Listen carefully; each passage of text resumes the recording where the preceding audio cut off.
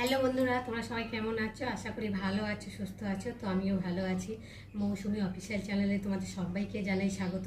স্বাগত জানিয়ে আজকে চলে এলাম। সকালে একটু টিফিন বানাবো, জলখাবার। তো চলো আজকে আমি কি টিফিন বানাবো। তো দেখো, আলু ছোটো ছোটো করে ডুমো ডুমো করে কেটে নিয়েছি, একটা পেঁয়াজ কেটে নিয়েছি আর একটা কাঁচা লঙ্কা নিয়েছি। আজকে আমি চিড়ের হালুয়া বানাবো। তো চলো তোমরা দেখতে পাবো। আর কড়াতে সর্ষে তেল দিয়েছি, তেলটা গরম হয়ে গেছে। এখন আমি পেঁয়াজগুলোকে দিয়ে দেবো।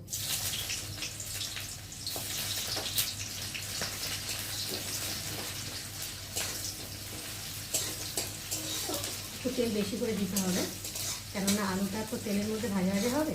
তো দেখো পেঁয়াজটা ভাজা হয়ে গেছে। এখন আমি আলুগুলোকে দিয়ে দেবো। আলুগুলো দিয়ে ভালো করে ভেজে নেব। আর হচ্ছে দেখো 4টে কাঁচা লঙ্কা, ওই তেলের মধ্যে ভালো করে আলুগুলোকে ভেজে নেব।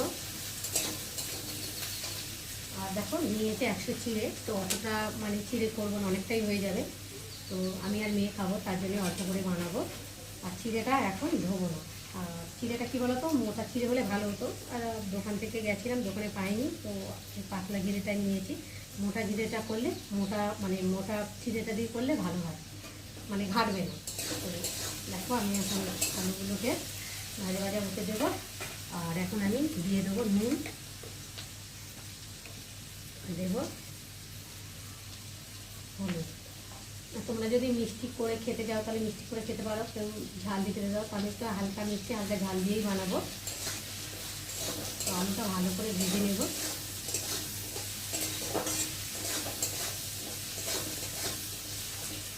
আলুটা ভালো করে একটু ভাজা ভাজা হবে। এখন মানে চিড়েটা ধোবো না, আলুটা ভাজা ভাজা হয়ে যাবে, তারপর একটা ধোয়া দিয়ে তারপর চিড়েটা দেবো, না দিয়ে চিড়েটা গলে যাবে।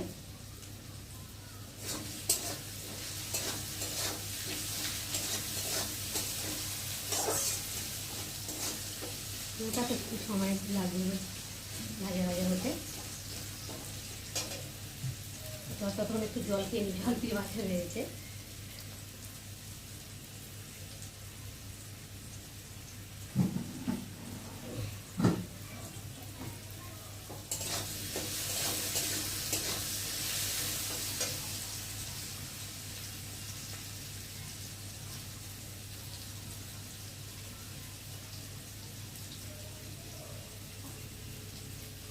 আলুটা অনেকটাই ভাজা ভাজা মতো হয়ে গেছে, মানে অনেকটাই সেদ্ধ মতো হয়ে গেছে তেলের মধ্যে।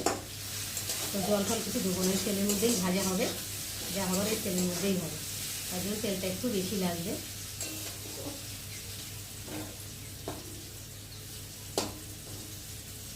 আলুটা ভাজা হয়ে গেছে প্রায়। এখন আমি চিড়েটা দিয়ে দেবো।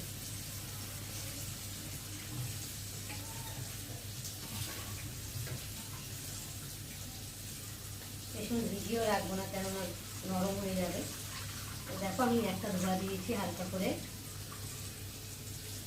আর এখন আমি ভালো করে নেড়ে নেব।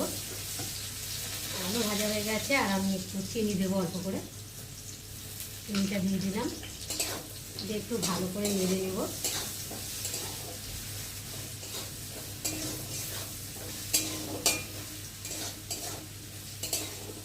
নেড়ে নিয়ে এখন এই দেখো ধুয়ে রাখা চিড়েগুলোকে ওর মধ্যে দিয়ে নেব। দিয়ে ভালো করে ভেজে নেব।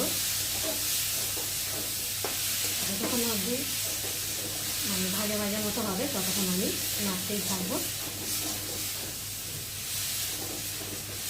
দিয়ে ভাজা ভাজা হয়ে যাবে, নামিয়ে নেবো। আর একটু কোনো জল দেওয়া দেবো না। তো বন্ধুরা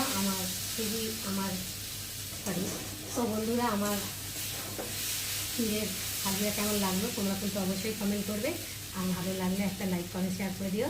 আর আমার চ্যানেলে যদি তোমরা কেউ নতুন হয়ে থাকো তো চ্যানেলটাকে সাবস্ক্রাইব। বন্ধুরা দেখো আমার চিড়ের হালুয়া রেডি হয়ে গেছে, আর কড়া থেকে নামিয়েও নিয়েছি। দেখতে পাচ্ছ কতটা সুন্দর লাগছে, খেতে নিশ্চয়ই ভালো হয়েছে। তো তোমরা যদি এইভাবে বানিয়ে খাও তাহলে আমাকে অবশ্যই কিন্তু কমেন্ট